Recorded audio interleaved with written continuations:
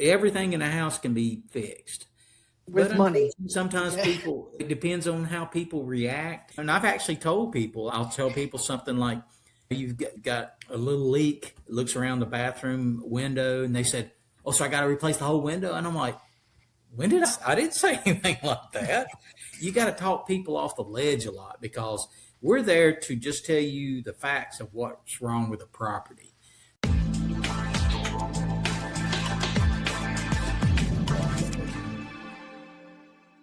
Welcome to Make Yourself at Home. We have Wes Grant with us today. Wes Grant is a North Carolina-based home inspector and entrepreneur who operates New South Property Inspections, offering services across North and South Carolina.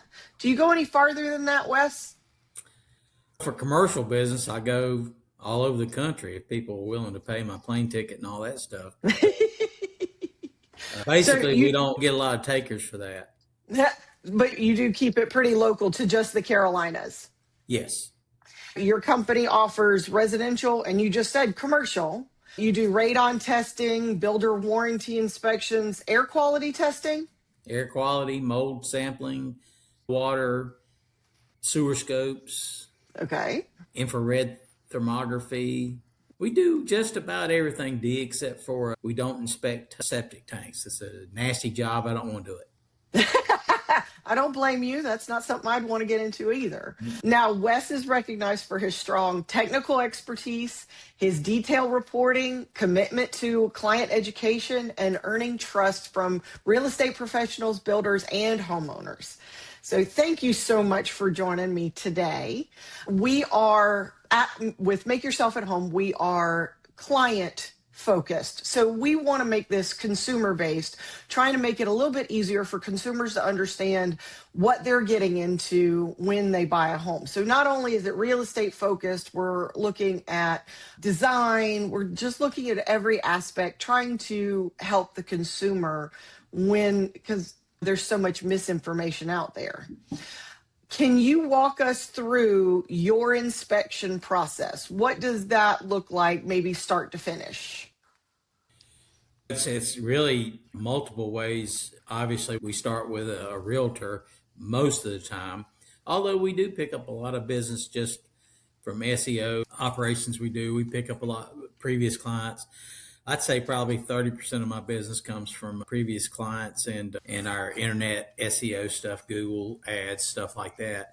But we still get a lion's share from commercial and real estate and residential real estate brokers. That starts with that. The customer or the realtor or their broker, usually when they obviously buy a property and sometimes sell a property, because we do a lot of listing inspections too, but they'll contact us. And it's mostly the realtor, but we do get a lot of the realtors just saying, hey, look, here's a couple of names, and you call them and I interview them, whatever you want to do. And we have been interviewed on the phone before, so I love those, but that's how it usually starts. They can go online 24/7 and book an inspection, or they can call us. We love the calling because I'm old fashioned. I like to get the names and make sure we got all that stuff right, because believe it or not, a lot of people input the wrong information when they're even doing it themselves.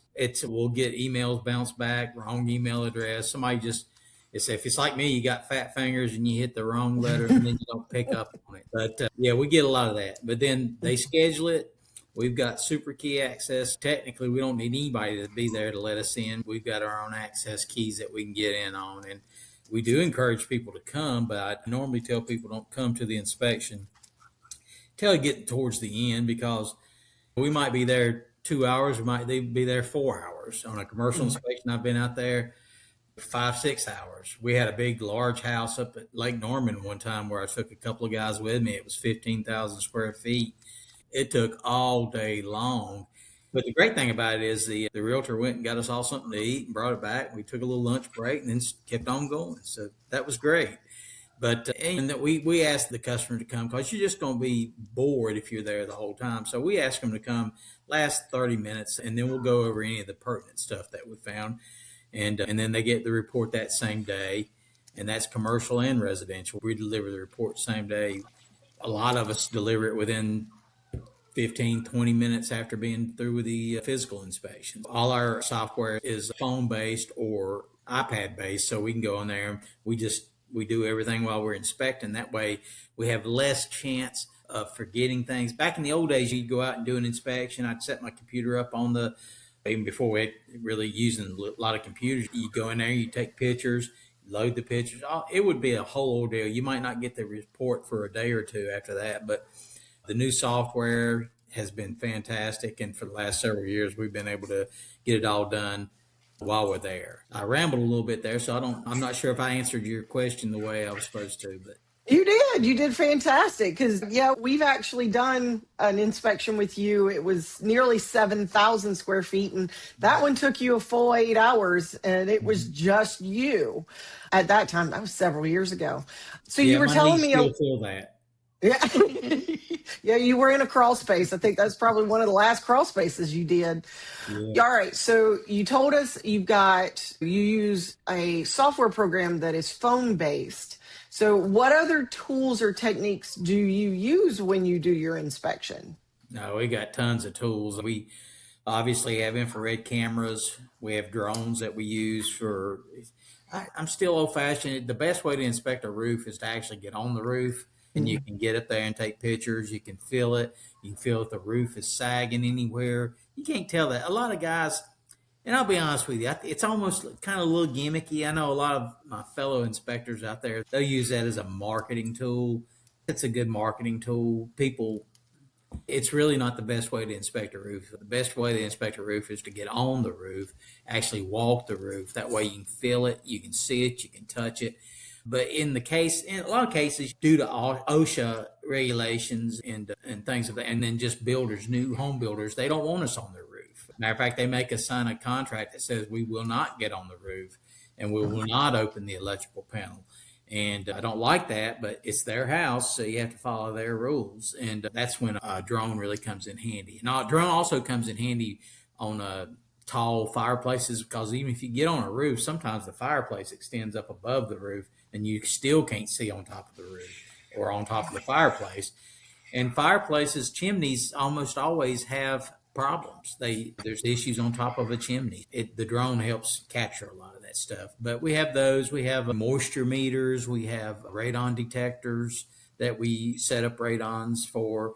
We have carbon monoxide detectors that the guys have. And in all honesty, Dave, a lot of times people don't even know we are using these tools because they're like me. You've seen me in my whole inspection get up where I've got like a fly fishing vest on. I've got all kinds of gadgets and stuff.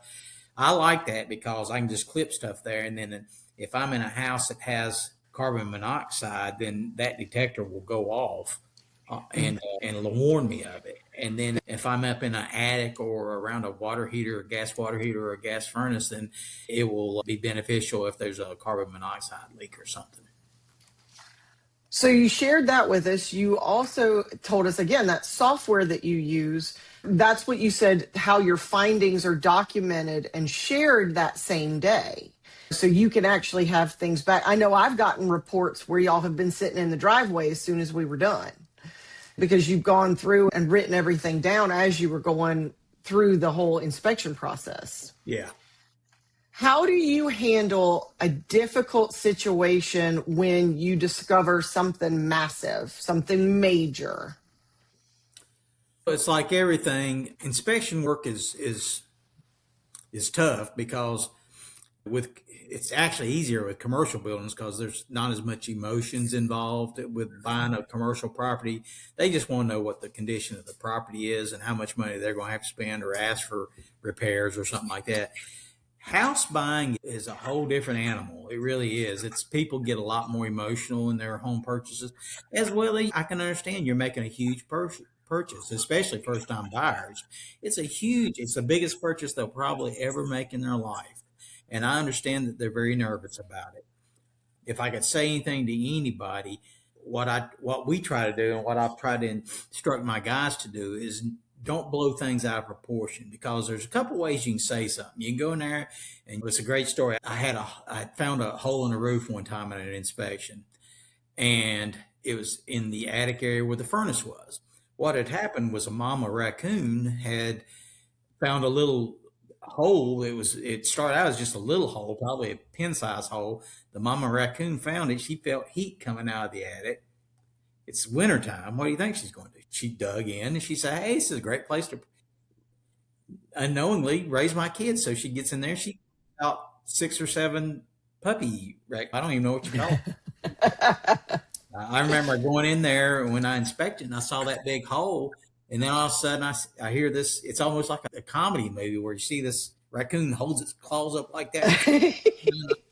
And I'm starting to beat this thing in the head trying to get out of the attic while it's attacking me because it's protecting its babies. The way I said is the bad news is there's a hole in the roof. The good news is you got some built-in pets here and you do what you want. You got to tell them, you don't want to sugarcoat it, but you can either say, "Wow, you got a great big hole in the roof. You're going to get water in it." You can explode it and make it sound 100 times worse than it is. Or you can just say, "You know what? You got a hole in the roof. You need a roofer up there to fix the hole and reshingle it, and you should be good to go." And in all honesty, that's probably like a $300, $400, $500 fix. So a lot of people will just go crazy over that and they'll freak out. But I have never found a problem that I thought was a deal killer. Never. Everything in a house can be fixed. With But money. sometimes it depends on how people react. And I've actually told people, I'll tell people something like, "You've got a little leak." It looks around the bathroom window and they said, "Oh, so I got to replace the whole window?" And I'm like, "When did I didn't say anything like that." You got to talk people off the ledge a lot because we're there to just tell you the facts of what's wrong with the property. I'm not, as long as I get paid, I don't care if you buy the house or not buy the house, but I want you to buy the house if it's the house you really want.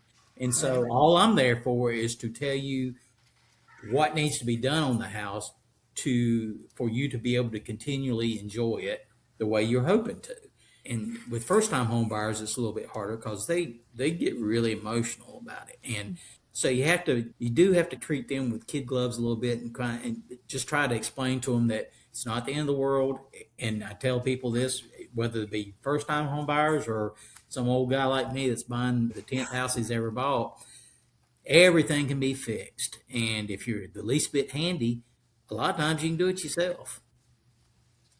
So that's one of the things that we talk about a lot is trying to make sure that we don't freak anybody out because of course it's going to be where you're going to be living. So you do get emotionally attached even if you haven't bought it yet. A lot of times people are like, "It's my house." I'm like, you haven't technically bought it yet, so it's not yours yet. But how do we make sure that you are investing your money properly?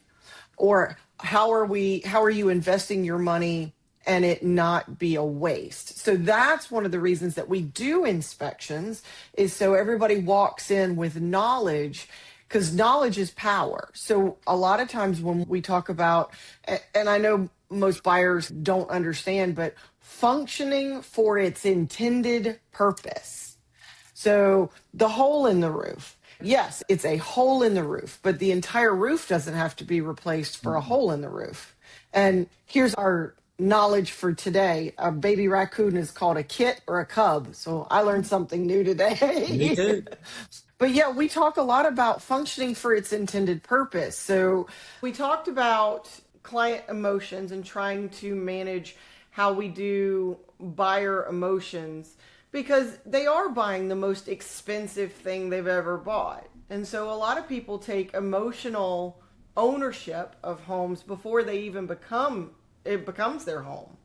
What in your inspection services make you stand out across the Carolinas? We have the highest customer satisfaction rating of any home inspection company, I think, in the country.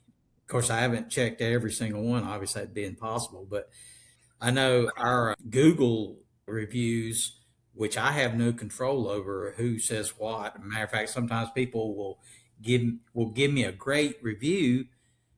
You got 1 star is the worst, 5 stars is the best. they'll give me a fantastic review and tell me how good we did and everything in their words, but then they give me a 1 star, and because they think 1 star is the best. And so and I'll tell them, I'll say, can you go in there and change that? I appreciate the review, but can you change it?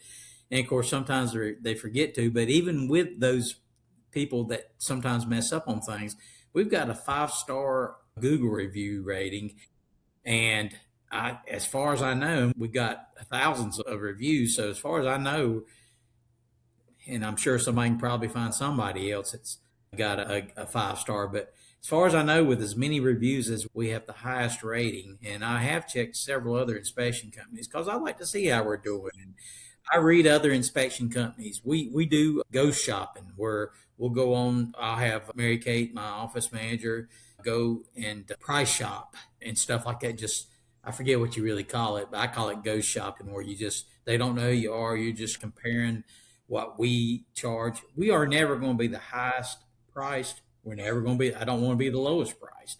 I make a decent living. I want my guys that work for me to make a decent living, while also giving a fair price to people. So what I think what makes us stand out is if you read our Google reviews, we get almost as many reviews about how good our office staff is, which is my wife Crystal and my daughter. We're a family owned business. That's another thing that sets us apart. We are whole family owned. Everybody that works for us is family, except for my inspectors, who to me are also family because I treat them. I try to treat them like family. But the office, the management is all family owned and operated, and so I like that because if I've got just somebody hired, we try to experiment it with a call center one time because I wanted to have coverage at night and on weekends. And that just didn't work for us because the call center, first, they're friendly, but they're not overly friendly. My wife and Mary Kate are overly friendly and I can talk, but Crystal can talk you into the floor if you get on. She's had She's a good Southern woman. Oh my God, that woman can talk. And when I first met her, I always kid her and I say, when we first met, I couldn't hardly get a word out of you when we first started dating. And now 38 years, 39 years later, I can't get her to shut up. Oh, stop. She is a great talker, but people love her. People love Mary Kate. Mary Kate is just so nice. And it's strange because Mary Kate is introverted, but you wouldn't know it when she's talking and helping people on the phone. But the other thing that sets us apart, I think, D, is if people have a problem. Look, no inspection company is going to be perfect. We all make mistakes. All right. We can't. It is. I'd like if nobody else hears anything, I'd like them to hear this: is your inspector, whether it be me, myself, any of my guys, or any other inspector in the world, we are not going, no single inspector is going to find every single thing wrong with your house. We are going to try to find every single big thing wrong with your house, but some inspectors are what I would call if they can't find something, they'll just start picking stuff like a dent in the wall, which is it's not a defect. It's the rules for that stuff is pretty specific in that you're not supposed to call out cosmetic blemishes.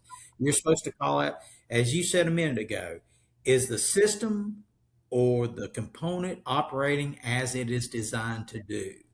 A roof with a hole in it is not operating as it's designed to do, but the whole roof don't need replacing. Just the hole needs fixing, right? You may have shingles. We may call out several shingles for being frayed or damaged. Those shingles, are they leaking? All right. So there's two sizes. If they're not leaking, then it is still doing the job it is designed to do. Will they leak? I don't know. I'm not an X-Man or an Avenger. I don't have any superpowers, but yes, it's going to leak. And let me tell you something. If you just have a new roof put on, I had a new roof put on in 2010, and also in 2010, the daggum thing was leaking because they didn't seal the nail holes properly. And so I had a couple of leaks. Why? That cost another $1,500 to have the wood rot fixed that I didn't notice because it was over the garage. I'm an inspector. Inspectors are the worst for their own homes because we don't look at nothing. It could be rotten and falling apart. We're just trying to make it last another day. But that's what kind of sets us apart is how What do we do after a mistake is made? What happens is I will get involved personally if it's another one of my inspectors that might have the client may be saying miss something. I'll go out there and personally visit the property. I've done that twice this past week where I go out there and personally visit the property. And unfortunately, or fortunately, I guess, most of the times we didn't miss anything. Most times it's in the report or we've made a comment about it somewhere else. But a lot of times it's like we'll get a lot of people that will call, not a lot of people, we get people that will call up and say, hey, look, I got a leak under my bathroom sink and you guys didn't catch it. And I look at the report, and the report was done 3 months ago. And since then, they didn't close on the house until last week. So from the time we did it 3 months ago till the time last week when they actually moved in and discovered it had a leak, I look back at the report and review the pictures because we take all kinds of pictures, and I see there's just stuff, towels, cleaning supplies, everything crammed into this underneath this sink area. So what happens? We will not miss a leak. I can say this with almost 99.9% accuracy. It's impossible for us to miss a leak on the day of the inspection because my guys will actually feel the pipes and touch the pipes and while water is running. That way that's how you're going to, if you got a really small minor leak, how you going to feel if it's not dripping or a big leak, you're not going to see it unless you touch the pipes. So a lot of times we can see it. So then I'm able to determine it was 3 months since we did the inspection. You just moved in last week. I look at the pictures because we keep pictures of cabinets underneath the sinks. And if I see it's stuffed, then my conclusion is your sellers, when they were pulling stuff out, bumped that little cheap plastic pipe, which is easily breakable, and it caused a crack. All right. But here's the good thing is if, even though it may not have been our fault, if I have the materials and stuff and I can do it real quick, I've replaced a trap on people's bathroom sinks before, just even though it's not my fault, just to be nice as a courtesy. Because being an old plumber, that's not a big deal for me. But we do that every chance we can. So I think the thing that sets us apart more than anything is our customer service. And from what I've read, and I encourage people to go in there and look at newsouthpropertyinspections.com or New South Property Inspections under Google reviews and just see for yourself and then compare us to other inspectors. I know inspectors that don't have a single review. I honestly don't know how they stay in business without trying to get involved with social media nowadays. I do a lot of videos, and I'll call out things in videos. I can't tell you how many jobs we've gotten just from me doing a video of somebody's house.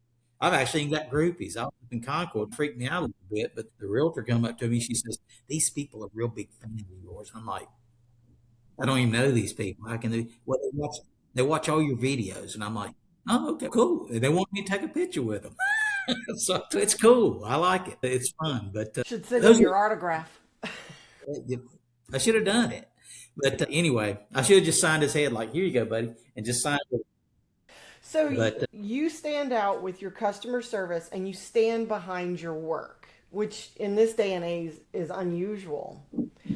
What should buyers or even sellers, because like you said, you do pre-listing inspections as well. So what should a buyer or a home seller look for when they're hiring a home inspector?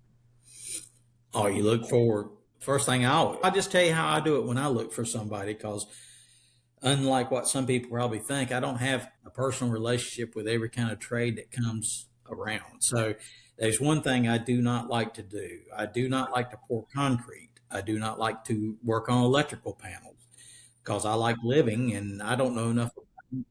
I don't want to die. So if I have a need for a professional and I don't know one personally, I will Google review them. I will just look up Google reviews and see what their Google reviews are. Now, a lot of times you'll see what's the difference between a 4.9 Google review and a 5.0 Google review. It's huge. It's huge. It could be hundreds of inspections. They may have a 4.9 is not bad, but they may have 50 to 100 one-star reviews with bad ratings. I say don't just look at the Google review, the best review, look at their worst review. Did they respond to that review? Did they answer that review? Any kind of time we've ever gotten a review that was less than what I wanted, which I tell people all the time, a 5-star review is what you want. But sometimes people mess up, or sometimes people just didn't think you did a good job. I had people that said we did a fantastic job, and they don't give any more than a 4-star review because they just don't give more than a 4-star review. I understand people just do that, but that's where I start. I look at the Google reviews, but not just so much at the best reviews. I look at the worst reviews to see how they responded. And so that's how I pick my people, is I go on there and then I call them, and then I don't ever get down to just price. If matter of fact, I took the middle price on this latest concrete job I had because I can't stand. I'm too old and my knees hurt too bad to be doing concrete. So the concrete guys that came out, I was putting an extension on my patio, and one of them was just outrageous priced, and the other one was cheap. And so when I look at somebody in there, if I'm getting prices and one price is 3,000, one price is 5,000, one price is 1,000, I'm not taking the 1,000, and I'm not taking the 5,000. I usually am going to go in the middle. But sometimes the cheaper guy is, if they're all within a couple $100, sometimes that's the best one to go to. But I can't understand, and this is just me griping a little bit, but sometimes we'll be $25, $50 higher than somebody else, and they'll pick somebody else. And I'm like, why'd you pick them? He was $25 cheaper. How many reviews he had? Oh, he didn't have any reviews. It's easy to get bad reviews. It's daggum tough to get a good review. People, because that's just human nature, D. People will complain about stuff real quick, but we're really short on praising people a lot of times. If you got somebody with a lot of good reviews, I would weigh more heavily to the good reviews, knowing that there are going to be some bad ones. Is there any kind of credentialing or certificates or certifications that you guys have that people should look for? Oh yeah, we've got the thing about home inspections. We're going to be North Carolina licensed home inspector, licensure board. You got to have that to even operate in North Carolina. In South Carolina, you got to have the builder and labor certification. We've got that. For commercial inspections, you need to be a licensed general contractor or have a licensed general contractor on staff, which we do have. And so we have, those are things. Then we're radon certified. We're mold certified. Now we are not mold remediators. So we are mold samplers. We, we will sample an area that looks like it's got mold. And of course, I can say, a lot of people say, oh, you got mold there.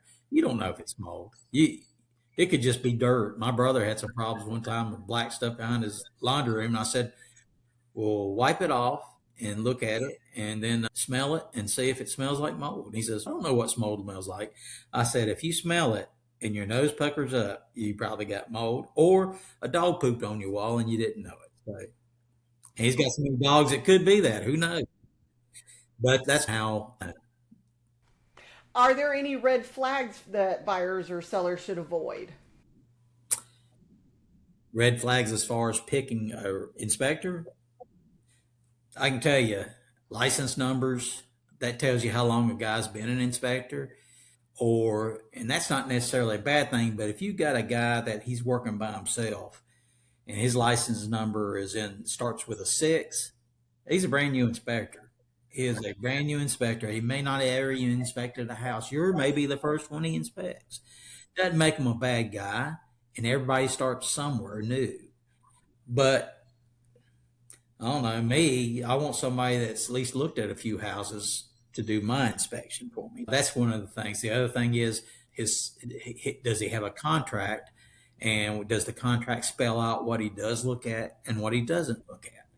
Ours does. A lot of people get upset about that because they say, it doesn't look like you inspect anything. I'm like, oh no, look at our reports. You'll see we inspect everything, but it just says some things are not visible. Like, I cannot see inside the cavity of your wall unless I open the wall up. It ain't like that guy up in Canada who goes around that's bald headed and knocks holes in the wall to say, hey, look here, I can't believe the inspector didn't see that. You didn't see it if you didn't knock a hole in the wall. And there's not many sellers going to let you knock holes in the wall. They on that. It's just one of the things that you can't do. But the other red flag is, do look at the Google reviews. reviews. Look at the bad reviews. Did they do anything to fix that? Did they respond to it? How was their reply? A lot of times people will complain about something and give you a bad review, but most of the time it's because they did not thoroughly read the report. I cannot tell you, D, how many times I look at a report and people will be complaining that we missed something, and I go in the report and I see that it's in there. They just didn't really read the report very well. And I don't want to beat on that too much, but folks, read your report when you get it. Read it, the whole thing, not just the summary. Read the whole thing, because a lot of times we put stuff in areas that will say the exact same thing that you're talking about. How do you support your agents during tight timelines or stressful transactions? Do you get Well, pulled into that? oh, you know we do. Are you kidding me? And Holy I just cow! wrote on my shirt. Yes, we tight timelines are not a problem. Only the only thing we tell people and ask people is that if you need something done and you need it done quick, just let us know. Don't go online and then see what our next available is, because my next available may not be online, because I don't really put myself on the online schedule because of this situation. I can't really, my doctor tells me I'm not supposed to really myself go in crawl spaces anymore because of my heart problems and my knee, but I do slabs, I can do stuff like that. And in a pinch, like today, I got to go out at 1:30 today because somebody need a pre-drywall done. And builders are notorious, and I'm not going to get on a bash the builder stage.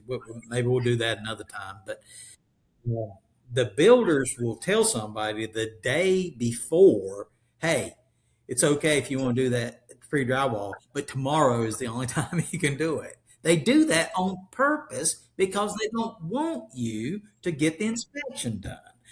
And so that's what I'm here for. You need something done now? Yeah.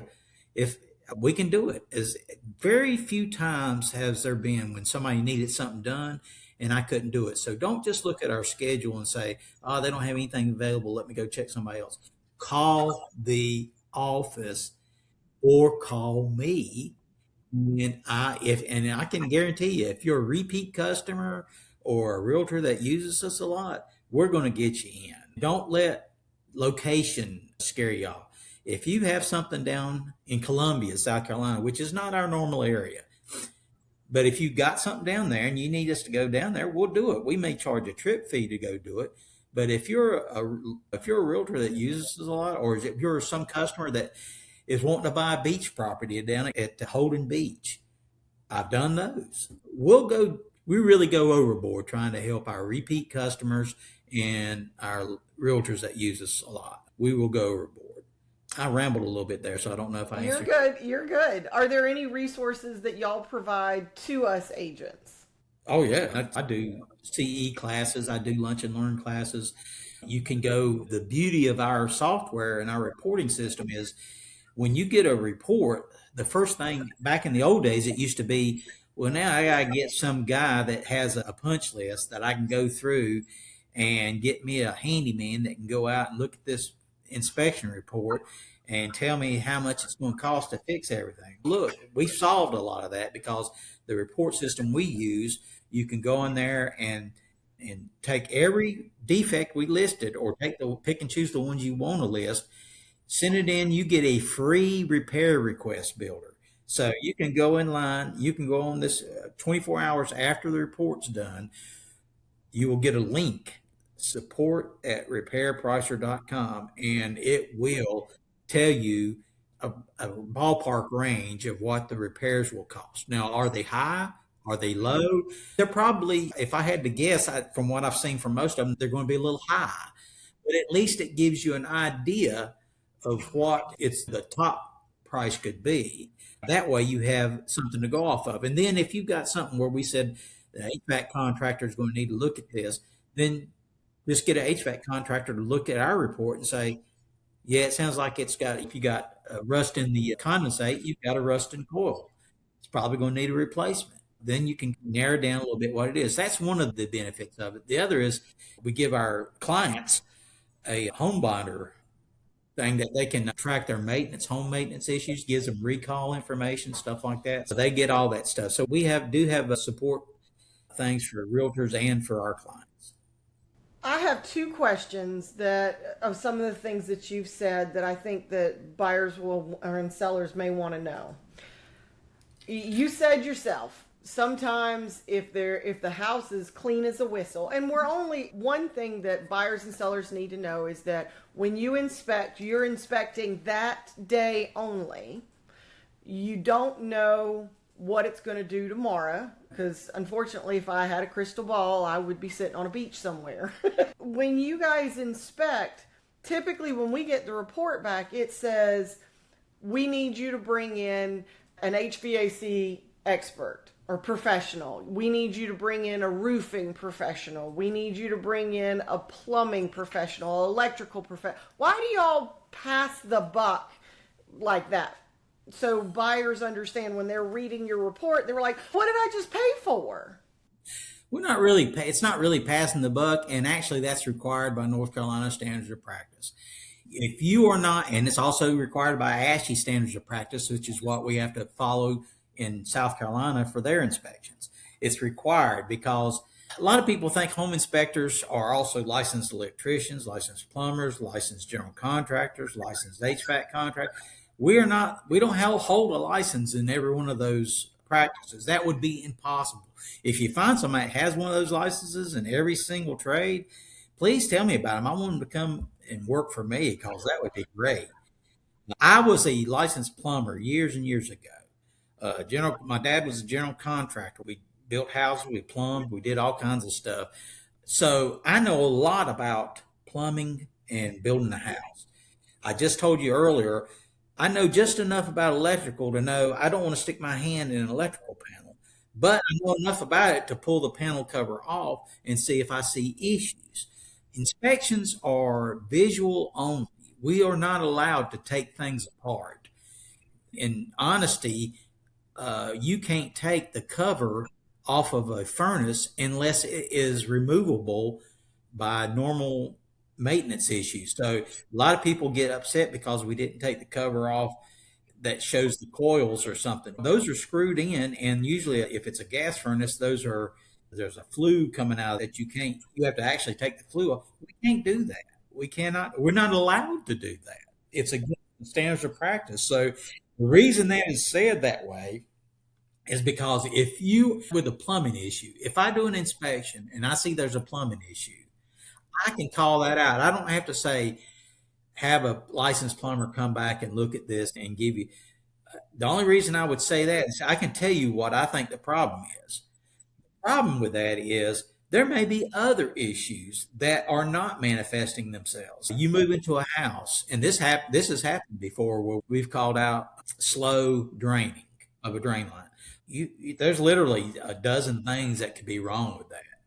As simple as the pipe being too narrow or a clog in the pipe. And then it could be getting more technical where it may not be vented properly. There may be a bird nest living on top of the vent that clogs the air from sucking in. That has happened. All right. All right. We can't see that. All right. There may be a snake in your vent that's living in your vent. That has happened too. You ever wonder about these videos and somebody opens the toilet and they see a snake pop out? They're not having a battle snake. It is a real snake that is gotten up through the lines. How did it get in the line? The pipe's broken. There's a hole somewhere. The clean out's open. Something is wrong. It can't just crawl in magically. It's not a Harry Potter snake. It is a snake.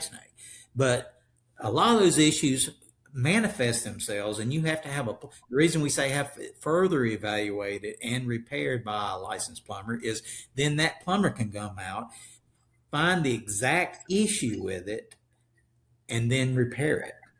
And that's what North Carolina and ASHI require. I could give you a whole list of the required language that is stated by North Carolina, and you use that language for a couple of things. It covers yourself for liability, and it is a liability game, but you got to cover yourself from a liability standpoint, but you also want to tell them enough information. If you tell them everything you know that could be causing this situation, and then have a plumber, because as a home inspector, I technically can't repair anything. I'm not supposed to go in there and repair something for pay. Now, if I wanted to go in there, like when I was saying earlier, I can go in there and repair a trap if I want to, or I've replaced a toilet. I had a lady one time, we had a cracked toilet. She says my guy missed it. Did he? Did he not? I don't know. But she had family coming in. It was Christmas Eve, and she had family coming in that day. And this was actually on the 23rd. She had family coming in on the 24th, Christmas Eve last year. And I went out there and looked at it, and I told her, I said, "Ma'am, I don't know if he missed it or not. I don't know. But you have a cracked toilet tank. It's leaking. You have family coming in." I said, "I'm gonna go buy you another toilet, and I'll put it in my." All right. So I went to Lowe's, bought her a toilet, a better toilet than what she actually had, put it in. A couple hours later, we were done. She was as happy as she's ever been. And she gave me 4 or 5. I think I got 4 or 5. Was it 4 or 5? I got 4 or 5 more deals from her referrals to neighbors and friends. So that toilet got.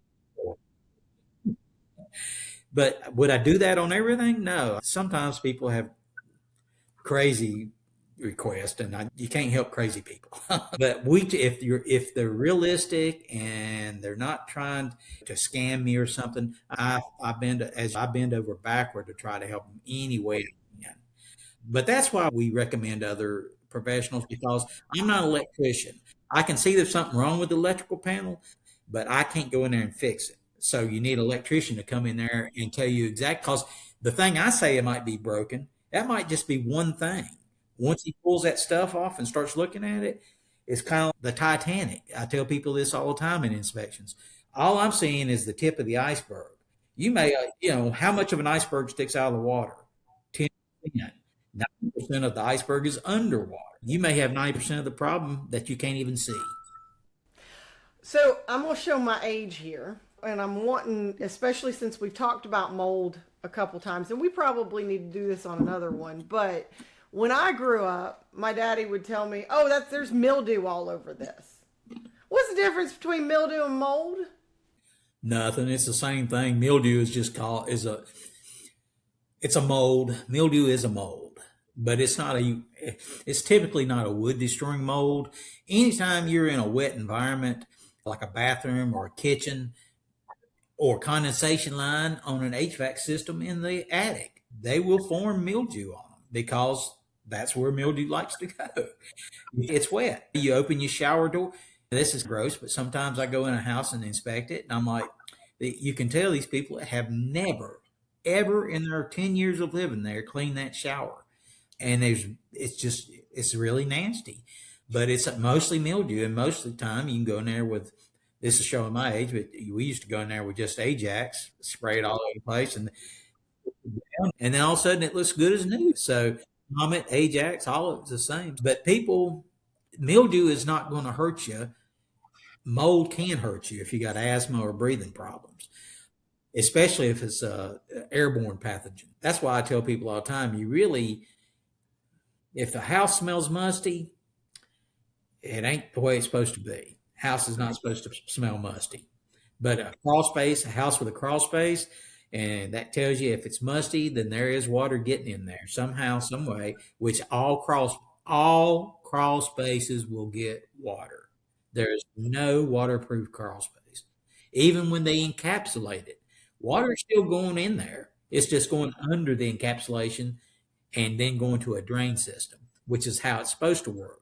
But all crawl spaces will get water. A basement gets water, you got big problems. All right. We hire inspectors. Why can't buyers or sellers do this themselves? Or can they legally go in and inspect themselves? We have somebody who's a general contractor, let's just say, and he's buying a house. He found one, he's going to flip it or whatever. Can he inspect it himself legally? Sure. If he's buying his own place, he can inspect it if he wants to.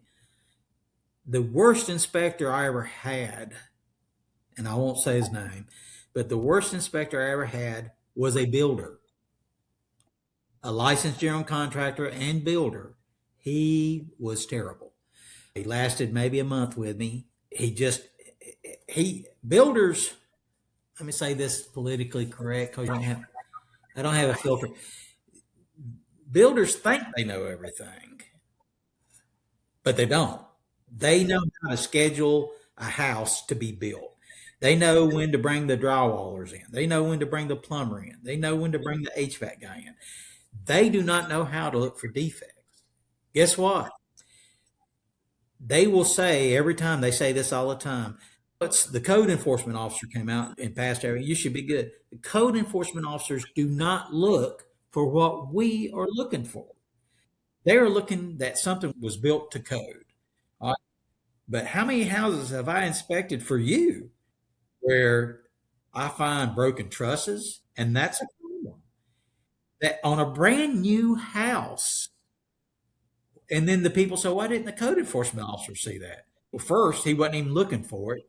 And then second, if he did see it, he probably wouldn't say much about it anyway, because that's not a, surprisingly enough, that's not a code infraction. So that's, so people, yeah, you can, if you're a licensed general contractor, it doesn't even matter. Anybody can go in and inspect their own house if they want to. But only, it's like anybody can sell their own house if they want to. That's smart. Do they know the laws? Does Bobby Joe Bob that lives next door to me here, does he know why a vent would be gurgling? Why when you turn on the shower, the toilet gurgles? Does he know why that is? He's just looking at it and says, oh, look at that. That's funny. The toilet's gurgling. Yeah. Buddy, you got a major venting problem, a major plumbing problem. Is he going to call that out? No. Plus, the other thing is, you can inspect it yourself, but any listing agent's going to poo-paw at that because they're saying, wait a minute, you're buying the house and you're telling me all this stuff's wrong and blah, blah, blah. You don't know. The listing agent's going to get mean. They're going to say, you don't know what you're talking about because you are not licensed to do this. All right. So can I go out and do my own plumbing? Yeah, but I'm not a licensed plumber no more. All right. So can I legally do it? No, but I can do it, as you well know. If I want to go out there and put a shower out in my backyard and let all the neighbors watch me shower at night, I can do that. There's nothing against that. But are they going to be happy? No. Is my wife going to be happy? She won't. So you can go out and do it. You can sell your own house, but you don't know the laws. I tell people all the time, you want to buy your own house or sell your own house without the expertise of a realtor, then my opinion of you goes down because you don't know what you're getting into and you don't know what you're talking about and you don't know how to negotiate a contract and everything else that goes with it. Same thing with an inspector. You can go in and look at a house, and we all do. As you know, buyers walking through a house, he's looking, oh, look at that. And God help us if they got their granddaddy or their daddy with them, they're going to point out everything because daddy built houses and granddaddy built houses in 1930, so he knows it all. But that's mean, but I don't really mean to sound mean, but it's like I was when I was looking at my daughter's house that she bought. I tore it up. I went in there and I wrote everything up that was wrong with it that needed fixing. But I did that as a dad. Fortunately, I was also a licensed home inspector, so I could do that. It's best to have a professional do it that's used to doing it every day. Whereas even if you're a general contractor or a builder, you don't actually know what to look for that's wrong. So you need to have a professional do it for you. It also gives you, as a real estate agent, when we're doing repair agreements, and that's what we're looking for, it then makes it material fact. If you're doing it yourself, it then comes across as opinion. And while your opinion may be correct, it won't become material fact until somebody who is licensed or bonded or has the knowledge to go along with it tells you that. I think the best compliments I've ever gotten is I've had 3 former home inspectors that used to run their own companies and their own shops and everything, go out and buy houses, and they hired me to go do the inspection for them. I don't know what that means other than that, yes, they trust me. Two is they know if they go in there and did the inspection themselves that it would just be opinion and not a factual issue. So it just makes a lot more sense. People hiring their buddies to go in there, that I always get a chuckle on that, because even if your buddy is a carpenter, he doesn't know what he's looking for. I can't tell you how many times I've had realtors tell me, we can't do it. They want to use their buddy that's a carpenter. I'm like, all right, but you know what? That buddy is not going to produce any kind of good report, a written report that he can turn in to the listing agent to say these are the things wrong. And then even if he did, the listing agent's going to look at it and say, "Wait a minute, you're not a home inspector. I'm not. We're not doing nothing." So you need to hire a license. I want everybody to hire New South Property Inspections, as I say in all my videos. But look, I'm not stupid. Even if I can't handle all the business that would come if everybody wanted to hire me. So I'm glad there are other inspectors, but I'm going to tell you, when you're looking for an inspector, just make sure they know what they're, make sure they have the experience to know what they're doing. Wes, thank you so much for your time today. I greatly appreciate you being here. Hopefully we'll get to do this again. Everybody, I will have all of Wes's social information on this podcast, also in the comments. If you want, it's newsouthpropertyinspections.com. He is available. He does have a team, and we have used each other for 18 years now. Yeah, long time. We've been working together for about 18 years, and it's... And you've not aged a day. Oh, And I look like some old man. Look at this gray. Yeah. I'm looking at video, I'm like, holy what is that? That's distinguished. What is it with men? Yeah. Men get distinguished. Yeah, but you look that's not beautiful so every much. day. Thank Ted's a you. lucky man. Yeah, I agree. Thank you. Thank you for again having so me much. on. Yeah, I appreciate you. Have a fantastic day today. You too. Have a good one. Thanks for joining me on Make Yourself at Home. I hope you found insights and inspiration to help you navigate your real estate journey with confidence. Don't forget to follow, subscribe, and share this show with your friends, because everyone deserves to feel at home. Until next time, stay informed, stay empowered, and keep making moves that matter.